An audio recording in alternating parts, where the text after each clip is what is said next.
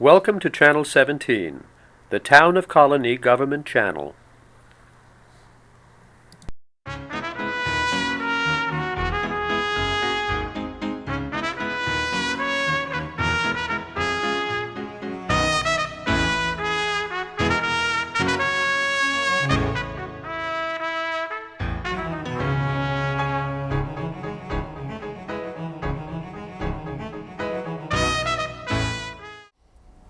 Good morning. My name is Kevin Morgan. I'm working on behalf of the Town of Colonie Veterans Project, the Oral History Project. Today is November 22nd, and we are at the William K. Sanford Library, and this morning we're interviewing Mr. Cecil Decker, World War II veteran, and we want to welcome Mr. Decker and thank him for joining us this morning. Thank you. Mr. Decker, for the record, would you state your full name and your date of birth, please? Cecil F. Decker, July 8th, 1923. Very good. Mr. Decker, can you tell us how you came to join the military in World War II? I joined the military in November 1942 after Pearl Harbor started, and I figured I might as well do my part and get it over with, so I did.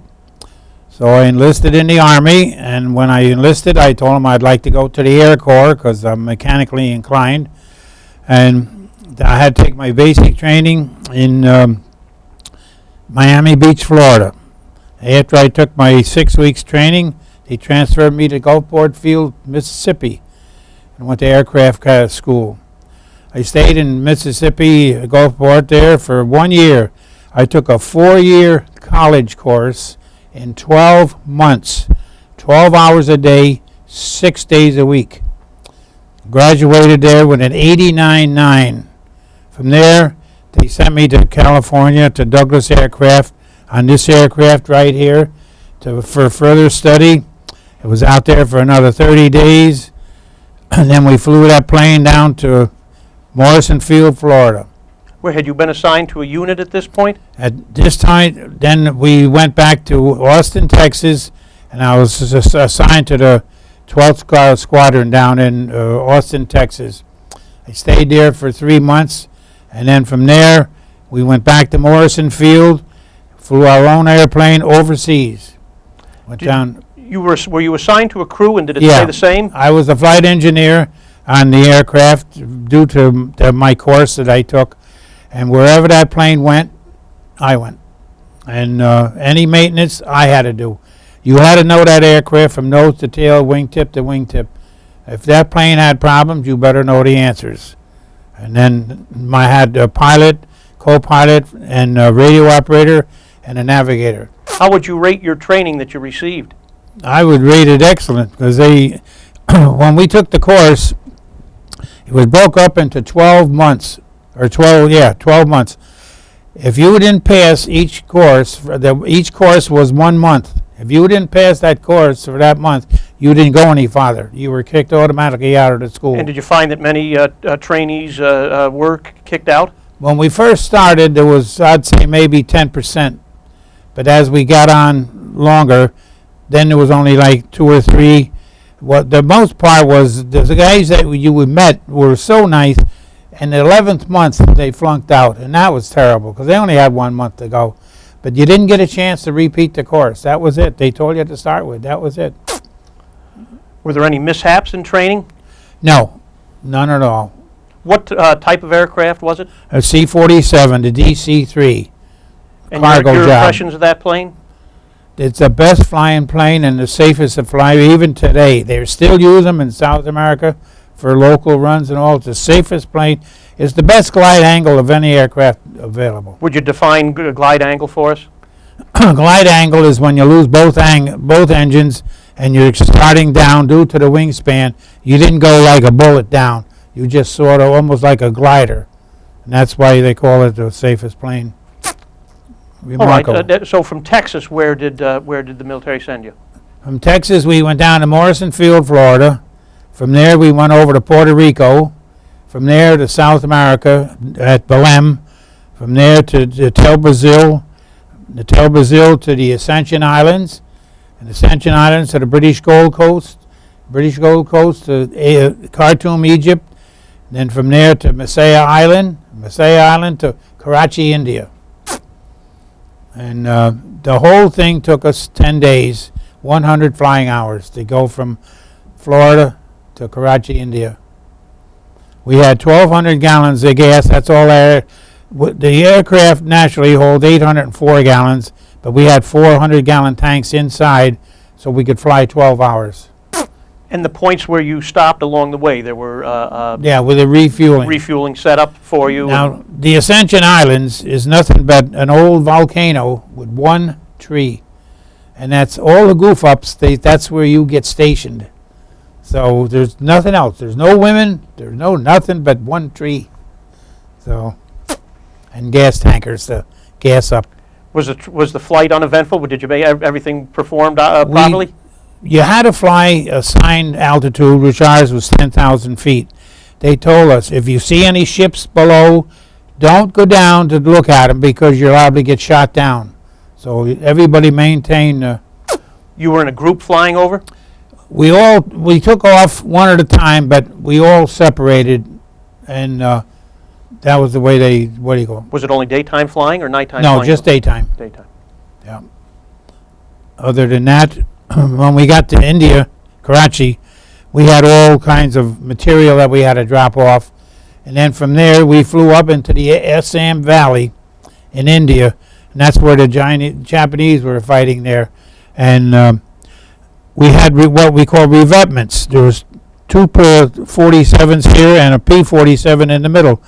And the walls were 30 feet high because made out of dirt and stuff, so as they strafed coming over, the bullets didn't hit the planes that much. And was that area under attack? Oh, yeah. Yeah, we had one plane that landed after we did, taxied in the revetment. A Jap come over, dropped a bomb right on top of that brand new airplane with 100 hours on.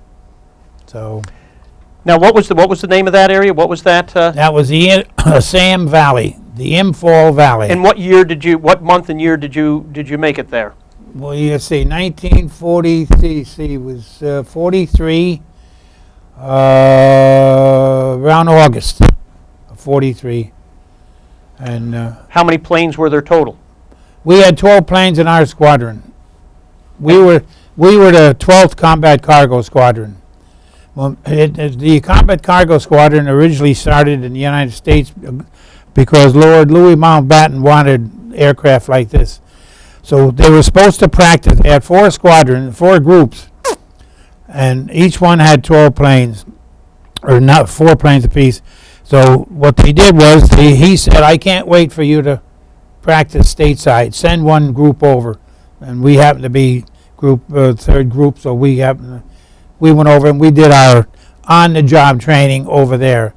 We supplied Merrill's Marauders with food and ammunition and bombs for the other places that needed them. And then we flew into Kunming, China with gasoline for the Chinese. And we had 27 drums in the plane. Gasoline. And if one leaked, you turned it upside down. If it still leaked, we had the cargo door off. Throw it out. Jettison it. Yep. So a dangerous cargo. Oh, yeah. And one thing, when you start flying through the Himalayas, there's no turning around. We flew through the passes because the Himalayas were 18,000 feet high, and we could only fly at 12,000 feet. That's as high as we could fly. So if you had problems, you had to jettison your whole thing, and if you were lucky, your plane didn't get down. On a clear day, what they call is aluminum alley. You could look down the valley and see the planes that did go down. You didn't even need a compass. Just look down there and follow the trail right into Kunming. Did any in your unit ever get lost? Not in our squadron, but some of the other squadrons, they lost guys. So your mission was to deliver combat goods. Combat goods, gasoline. Was the cargo parachuted down, or did you have landing strips on the other end? No, parachuted. Because we were flying over all enemy territory. We were flying into the Burma, which was held by the Japanese. And then we flew. If you ever see the movie with Earl Flynn, I forget what the name of it is now, and that's exactly what do you call it? It's really a nice film, and Depicts that's what we did. Your mission was exactly what we did. Yeah. Did you ever see any Japanese troop movements? Oh, yeah. And was your responsibility, would you note that, I suppose, and radio it back? Yeah, and any movement like that, especially railroads and barges on the canals and things like that. When you flew, did you fly independently, or did Yeah. you were in a group? No, we took off independent because you had to leave enough room for the planes to follow us through the passes. Because if you were flying too close, and with updrafts and downdrafts, you lose 3,000 feet, either straight down or straight up. And Did you have instances where you had to jettison cargo to make it over? just a couple times with gasoline drums, that's all. How many men on the plane? There was 4 of us, pilot, co-pilot, radio operator, and myself. So, How were the weather conditions typically? well, sometimes you'd start through the passes. All of a sudden, you'd run into fog. Well, you run into fog, all you can do is just keep your navigational head, the compass going the way you're supposed to, and hope you didn't drift over and hit somewhere in the mountains.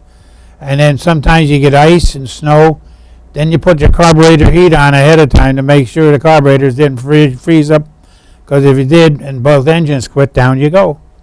Because you can't pull over and park. Could the C-47 fly on one engine if it had? Yes, it could fly. Did you ever have an engine failure? No, not on my airplane. Because that was one of the things that we were taught. You can't pull over and park. So you're up there, so you better make sure those are humming there. See, a lot of people think the propellers keep the plane going. It is. They're made to keep the pilot cool. Because when the propeller stops, the pilot starts to sweat. So, What was your pilot's name? Bill Sims. Where was he from? He was from South Carolina and a real nice guy. He didn't know. When he got out of school, all they taught him was to firewall everything when we fly in the airplane, which you don't do because that's bad for the engines. In other words, firewall, full throttle? Full throttle, everything. So after him and I got acquainted, then I said to him, let me show you how to run these engines. And that's what I did. What type engines were they?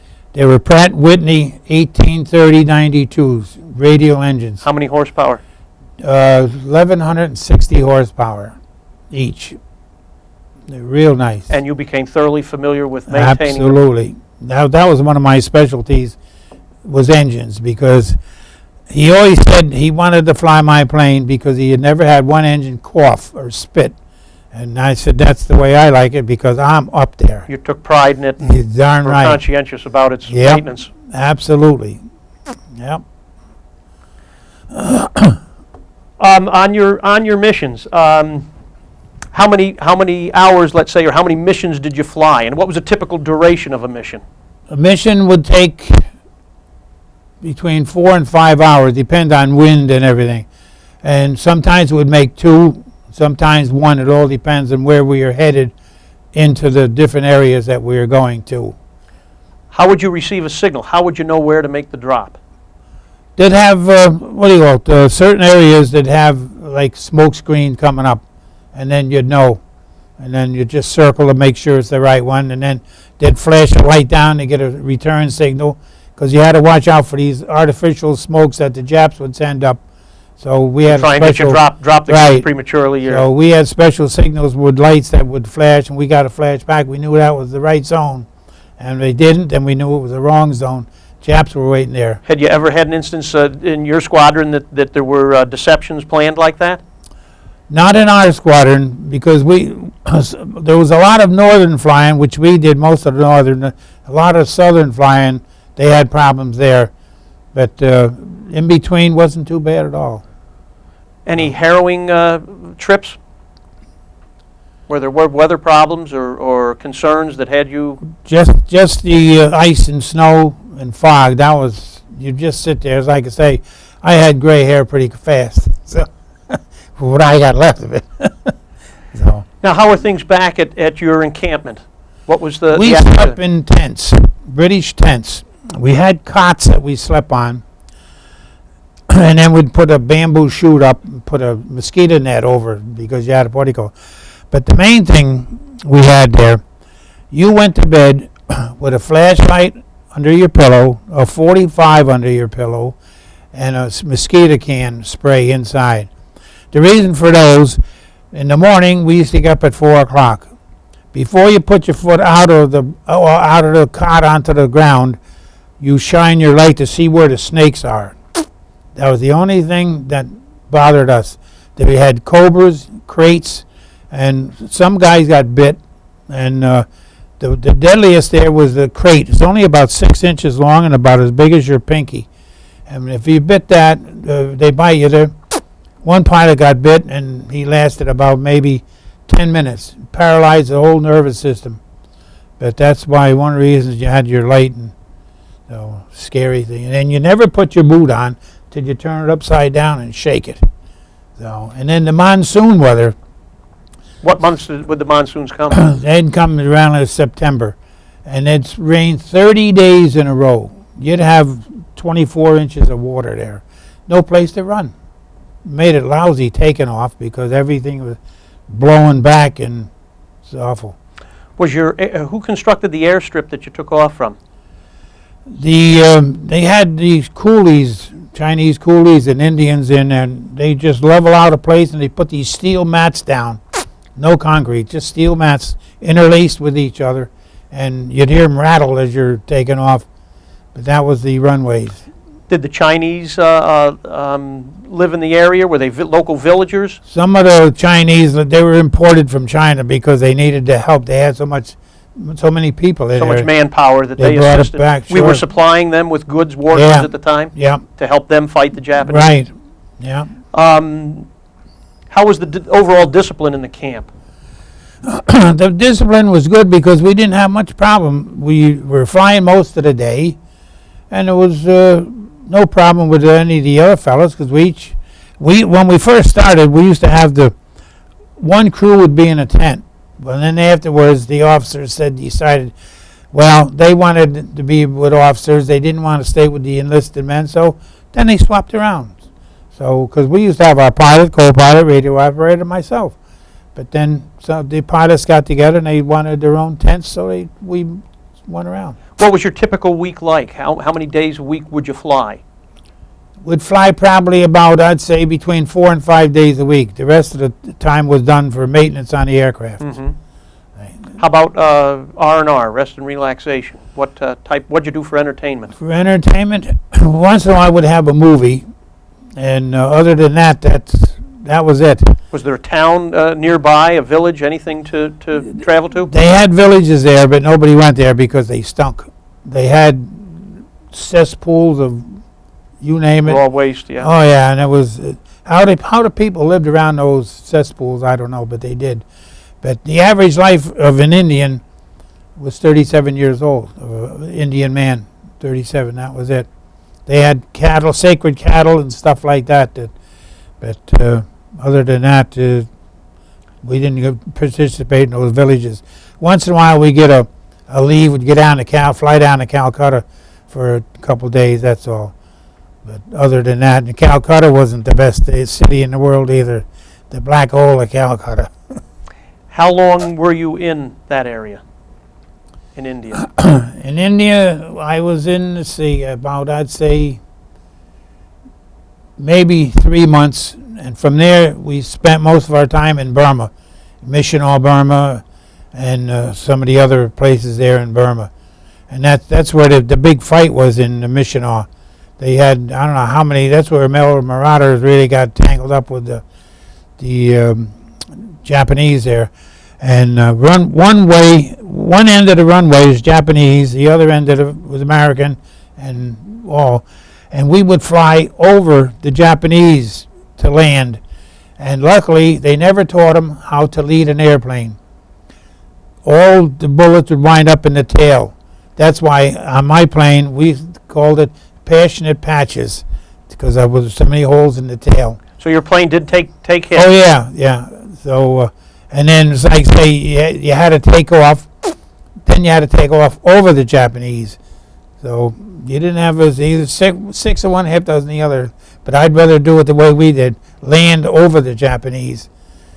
So, because going off, most of, like say, they aim at the plane boom, and due to the speed of the plane and all, it'd wind up in the tail. How did you receive news about how the war was progressing? How were you able to gauge how American forces were doing? Oh, Did you get- Tokyo Rose. I'll tell you, she had the best program on. Everybody listened to her. Can you tell us who Tokyo Rose was? I don't remember now. But the idea that she wasn't an American. No. And she would tell us when our squadron was going to move. She'd say, 12th Combat Cargo, load up, you're moving tomorrow. And sure enough, orders to come down, and we're moving tomorrow. How she got the information? So Tokyo Rose was a Japanese woman who would broadcast over the airwaves. And she'd have all this nice music on, Glenn Miller. And now what are you American boys doing over here?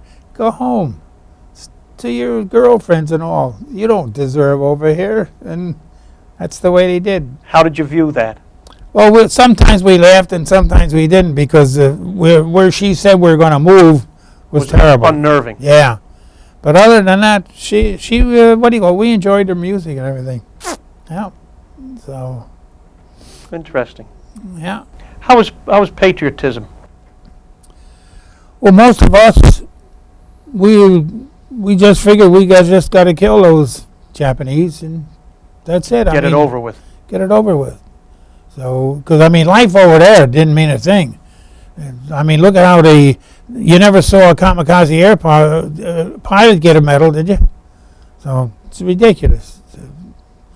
Life over there didn't mean nothing. Same thing in China. Life don't mean nothing. They shoot one another and think nothing of it. Now, you mentioned that you had met a gentleman in Taiwan who had been on the Bataan Death March. That's right. Lou Ivino was his name. He said that when they captured him, anybody that was over 6 feet tall, the Japanese would bayonet him or shoot him. If you had blonde hair and blue eyes, you were shot also.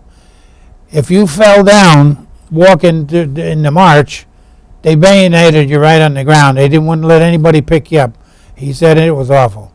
That was from his personal experience. That was his personal experience. And that's when our detachment of Bataan fell into Japanese hands. Right. They marched the prisoners, the American prisoners.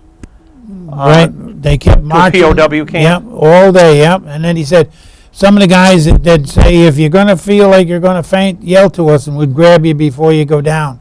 So that way there was a bunch of them that could have been killed but didn't, because the other two guys helped hold them up.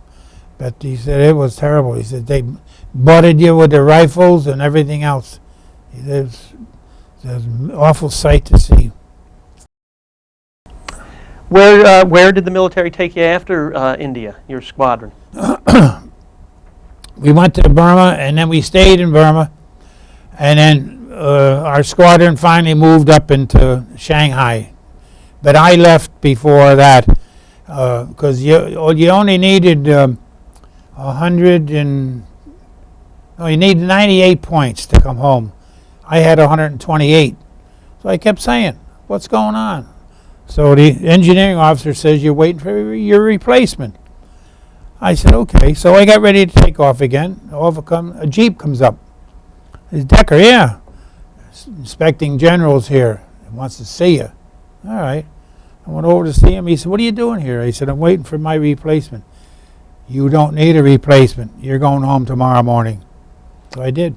And what year was that? What do you remember? That was in 1945. So the war had ended? No, the war was ended, yeah. When I got my notice, I could come home. But I had more points. But see, the engineer officer, he didn't want me to leave, and that's why he kept putting it off. So he'd wait for somebody else to come. But if it was up to him, I think I'd still be there. How did you hear that the war was over? On the same thing on the radio. On the radio? Yeah, on the radio. What were your feelings? Oh, we had I would say a damn good party that night. No flying the next day. Could you get alcohol? Oh, sure. We used to get cases of beer in the little bottles in the cardboard cartons loaded with sawdust to keep them from rattling. And That's what you had. No refrigeration. Oh, no, no. What you do with it, you take a piece of wire, you put it around the cap, then you go up to the gas tank, fasten it to the drain, and just open the drain, let it drip. And believe it or not, that gas dripping on that bottle Would evaporate around it and cause it to cool. cool. And if we didn't do that, we used to take some of the bottles, wrap them up in newspaper, open up the inspection plates in the wing, stick them in the wing, close it up. We came back down after 12,000 feet. They were nice and cold. Sometimes they were broken, but they were good. Ingenuity. Yep, you got to use the old noggin. How was the food? The food was terrible. We had, I don't eat Spam till today. We used to get Spam in 5-pound cans that cut both ends off, shoved their hand through, and Spam would come out on a tray. And then say, help yourself, guys. Be bread there and stuff. That's most of it. And then we got a lot of these sea rations that we used to take with us flying. They had, some of them had dog biscuits, what we call dog biscuits, like just shaped just like a dog bone. You eat that, and then you drink some water, and you just feel your stomach swell up. They're terrible.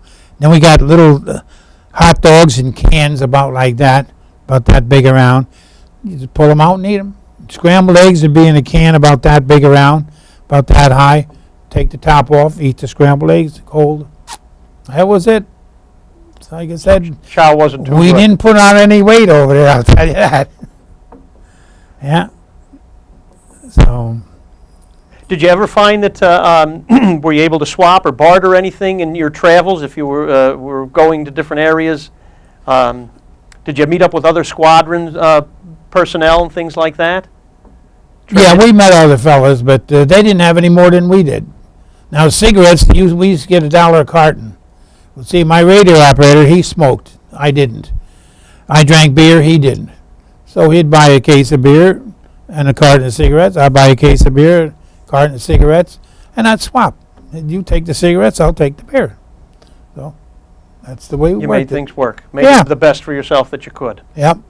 Overall, how would you rate the experience as a young man in a I'll tell you- land far from home? I enjoyed it, but I wouldn't want to do it again. I really enjoyed it. There was a few things I didn't like, but like I say, I got in an argument one time with a captain. He was a pilot, and I told him, I said, you can't fly a kiddie car. So naturally, when it came for promotion, I was delayed for about 2 months.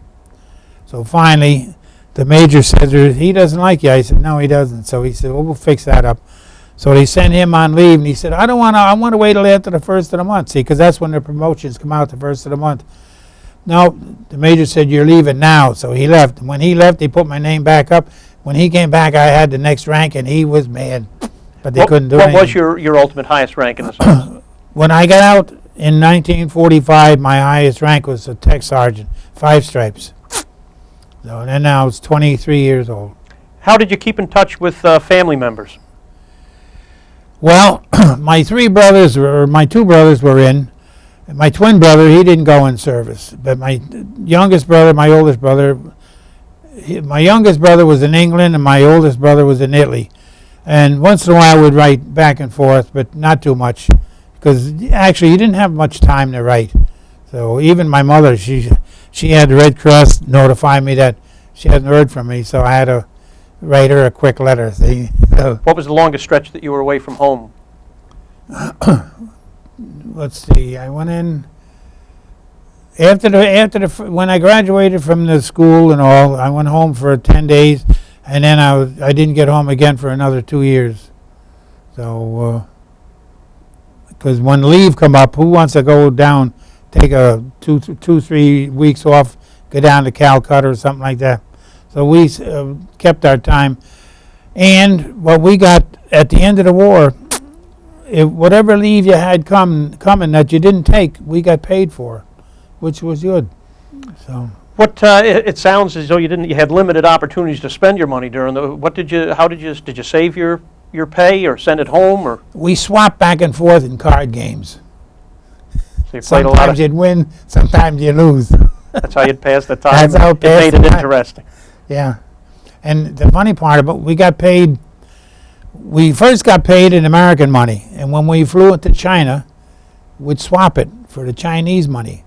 Then we'd come back with bushel baskets of Chinese money. Then we'd take it to the Indian place, and then we'd swap it. Well, we'd get more money because the rate was different. In China, you got 10,000 yen to $1. When you got back here, it was lower, so you could make more money out. Then they started paying us in Indian rupees. So, and then we had 100 rupee notes. They were worth $33. Well, the British, they got paid once a month 100 rupees, which is $33. They used to watch us play cards, and they'd say, "How can you guys bet 100 rupees, and that's what we make for the whole month?" And the guy says, "Oh, no problem." And then somebody would raise 100 rupees. Why? They just couldn't understand it. So, I mean, it was the bills. The 100 rupee note was as big as that hat. You had to have a special wallet. We used to just fold them up and shove them any place because we didn't bother. I still got what they call a short snorter. It's every place you go, you pick up $1 in currency, and if you flew across the equator, that's when you could get in your short snorter. Like the Navy, when they go across, they have this other ceremony and all. Well, we had the short snorters. So I said I got one. Must be about that long. Burmese money and all, and Chinese money and Indian and British pound and stuff. You still have them today? Oh yeah. That's interesting. Would you mind discussing some of the items that you brought with you today? Well, there's a Distinguished Flying Cross. You had to fly 250 combat hours. Then you were awarded the Distinguished Flying Cross. The Air Medal was 100 combat hours. And then now combat hours, combat pay was different than regular pay? Yeah. You got 10% more for, well, see, the base pay, the way it was, the base pay of a tech sergeant was $114. How often? Per month. Per month. Then you got 50% flying pay, so you got $57 extra for flying. But as I say, and then the rest of them are. This was the Chinese War Medal they awarded. Now this is the good conduct here. American Theater Defense, Asiatic Pacific, and the other one. And this one here was the Medal of Honor from China, Republic of China. Would you tell us a story on that? Yes, I was invited in 1995 to participate in their 50th anniversary of the ending of the war. And that's how we were invited to go over. The 4 from the U.S. is the only ones that went. And we took off here and went to Kennedy, and from Kennedy to Anchorage, Alaska to Taiwan. So in other words, 4 representatives from squadrons such as the one you were in were asked to participate in the 50th anniversary in Taiwan. And then the general, they wined us and dined us.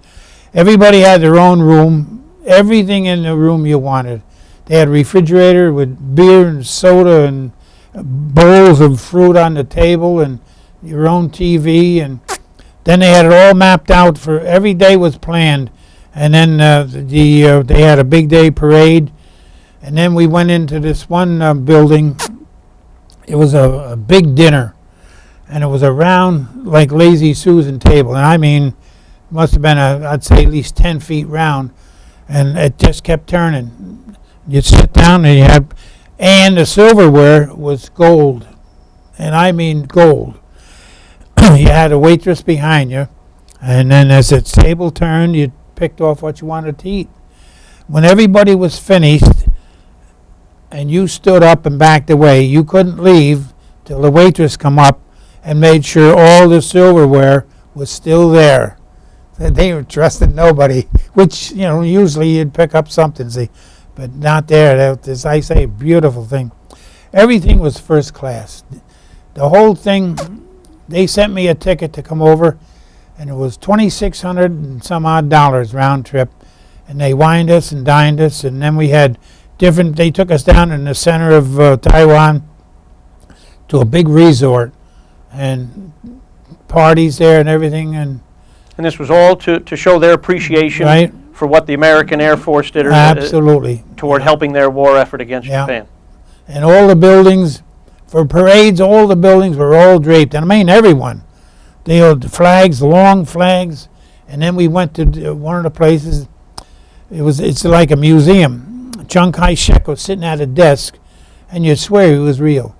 And then they had the Cadillac in the corner that Roosevelt gave him, and it was nice, real nice. So, Mr. Decker, what were your interests before the war, and how was it that you were mechanically inclined, you had mentioned?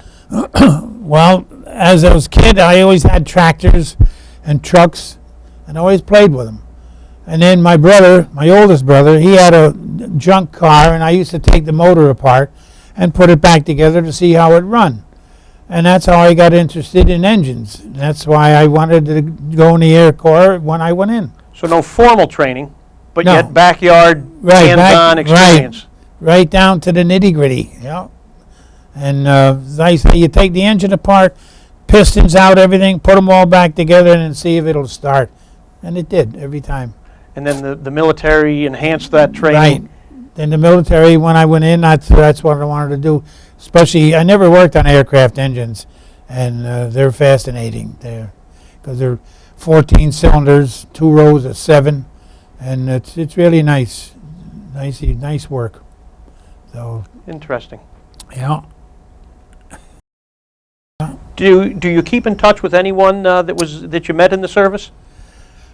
Most of them are gone that I was with. Now, there's one fella, well, the one that went with us over to Taiwan, he's out in Nebraska. I keep in touch with him, and I keep in touch with Lou Alvino, the fellow that was in the Death March, and just those two. When you say the Death March, the The Bataan. Bataan Death March, yeah. Now, the other fella from Ohio out there, or not Ohio, he went back to China. He had a chance to go back for a visit, and he died over there. So yeah, then as I say, he was flown back, but other than that, and then my pilot, he died, and I could down and see him, and then one time I sent a letter down and never got a reply. Sent 3 more, never got a reply. So I figured he must have died or something, because normally he wrote back. He used to call up once in a while. I know the first time I think the first time was about 10 years after the war, after we got out. I just happened to come across some of the orders I was reading, and I got his address, and I sent him a letter, and he called me up on the phone. He says, I was wondering what happened to you.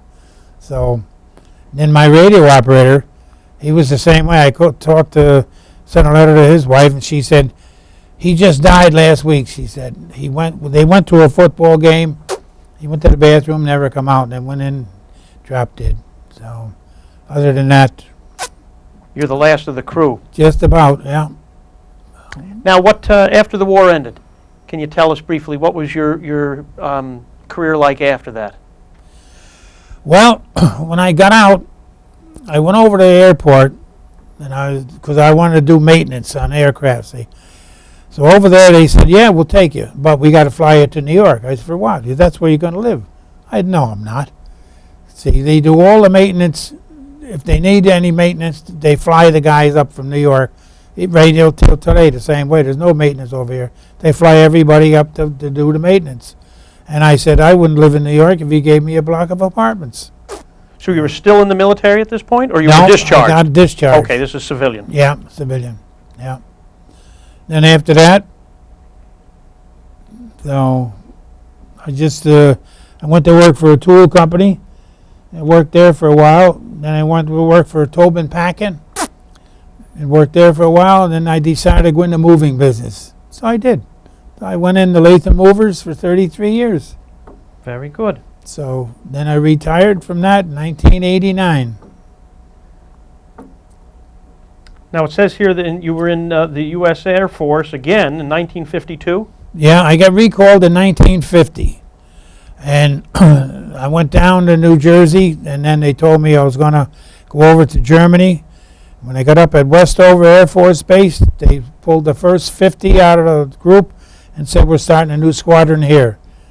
So then wound up, I stayed there, and then we started flying flights up to Thule, Greenland. We flew to all the supplies for the big air base they got up there now.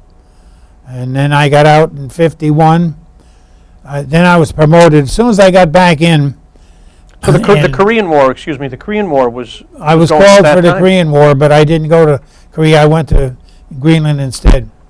And then as soon as I got in, and they saw the rank and how long I had the rank, then they made me a master sergeant. And then after that, then I only made a couple trips, and then I was ground maintenance then, because most of the masters they kept for ground maintenance, line chiefs, and all the other fellas that was the upper echelon. So then I got out in 1951, and they kept me in reserve for another year because they wanted me to re-enlist right there to reserve. And I said, what happens if I sign my name? He said, if you sign your name right now, you won't even get out that gate. So I didn't sign my name. So I got out, last discharge, 1952. Well, is there anything else that you can think that you'd like to add to our interview today? No, I think that's just about it. Well, we want to thank you very much for your service, and thank you very much for participating in our Town of Colonie Oral History Project. Well, Mr. Cecil Decker, thank you. I thank you for inviting me. Pleasure.